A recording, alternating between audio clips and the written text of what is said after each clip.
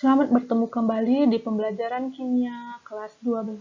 Hari ini kita akan membahas mengenai sel elektrolisis.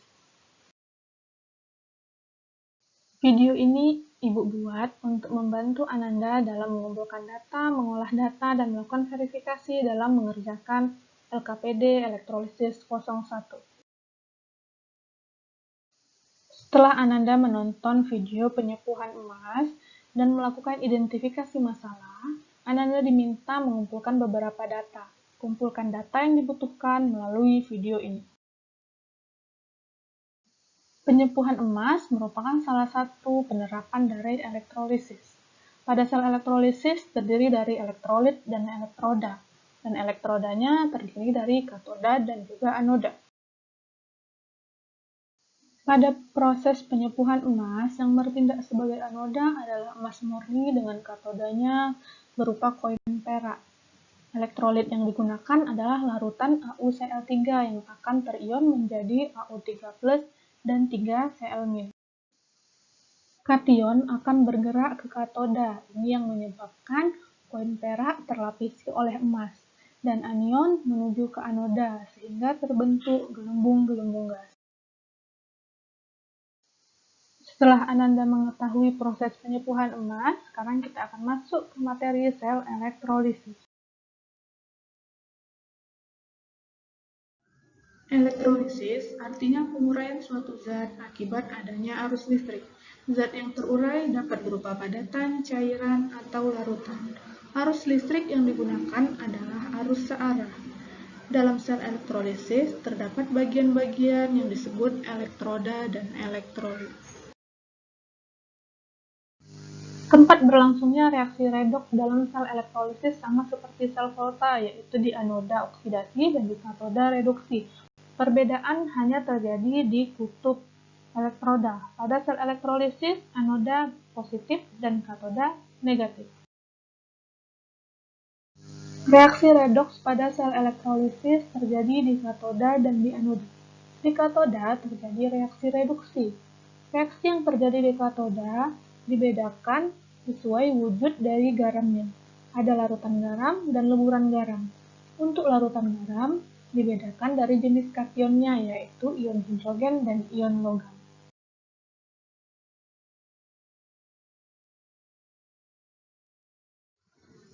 Untuk reaksi reduksi larutan garam, jika kation berupa ion hidrogen, maka ion hidrogen akan direduksi menjadi molekul gas hidrogen. Tapi jika kationnya berupa ion-ion logam, dibedakan jika ion-ion logam alkali tanah, Al dan Mn, maka yang mengalami reduksi adalah air, karena potensial reduksi untuk logam alkali tanah, Al dan Mn lebih kecil dari potensial reduksi air, sehingga air direduksi menjadi molekul H2 dan OH-. Untuk ion-ion logam selain alkali tanah Al dan Mn, maka yang mengalami reduksi adalah logam tersebut. Untuk reaksi reduksi pada leburan garam, karena tidak ada persaingan antara kation dengan air, maka kation dari leburan garam tersebut yang akan mengalami reduksi. Selanjutnya, di anoda terjadi reaksi oksidasi. Reaksi oksidasi yang terjadi di anoda bergantung pada jenis elektrodanya, yaitu elektroda inert atau non-inert. Untuk elektroda inert bergantung pada jenis anionnya. Untuk reaksi di anoda dengan elektroda inert dibedakan berdasarkan anionnya. Sebelumnya, elektroda inert itu adalah elektroda yang sukar bereaksi, bahkan tidak bereaksi sama sekali dalam suatu sel elektrolisis. Contohnya Pt, C, dan Au. Kembali lagi untuk reaksi di anoda pada elektroda inert, jika ion hidroksida, maka yang teroksidasi menjadi H2O dan O2. Tapi jika berupa ion sisa asam, dibedakan lagi jika ion sisa asamnya tidak beroksigen, akan teroksidasi menjadi gas dari anion tersebut. Tapi jika sisa asamnya ion beroksigen, maka yang akan teroksidasi adalah air. Jika elektroda yang digunakan bukan elektroda inert, maka di anoda yang mengalami oksidasi adalah elektroda tersebut. Selanjutnya kita masuk ke contoh soal. Yang pertama, tuliskan reaksi elektrolisis untuk larutan asam sulfat dengan elektroda karbon. Pertama kita tuliskan dulu reaksi ionisasi untuk asam sulfat. Asam sulfat terion menjadi 2H+ dan SO42-. Kation yang merupakan ion H+ akan bergerak ke katoda mengalami reaksi reduksi.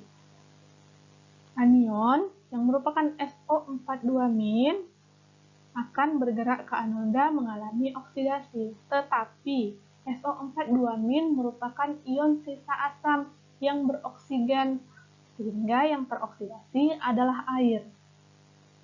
Reaksi elektrolisis yang terjadi dapat terlihat seperti gambar. Untuk di katoda reaksi dikalikan 2 agar jumlah elektron antara katoda dan anoda sama banyak, sehingga diperoleh hasil 2H2O menjadi 2H2 ditambah O2. Masuk ke soal selanjutnya, tuliskan reaksi elektrolisis untuk larutan AuCl3 dengan katoda berupa perak dan anodanya emas. Langkah pertama sama, kita tulis reaksi ionisasi untuk AuCl3. AuCl3 terion menjadi Au3+ dan 3Cl-. Kation berupa Au3+ dengan katoda perak. Au lebih mudah tereduksi daripada perak sehingga Au yang mengalami reduksi. Anion berupa Cl-, ion sisa asam tanpa oksigen dengan elektroda Au yang merupakan elektroda inert sehingga Cl yang teroksidasi seperti reaksi yang tertera. Untuk di katoda kita kalikan 2 dan di anoda kita kalikan 3 supaya elektronnya sama-sama 6 sehingga elektron bisa habis dan reaksi yang terbentuk 2Au3+ ditambah 6Cl- menghasilkan 3Cl2 ditambah 2Au. Sekian video ini, silahkan Ananda melanjutkan mengerjakan LKPD-nya. Semoga sukses dan sehat selalu.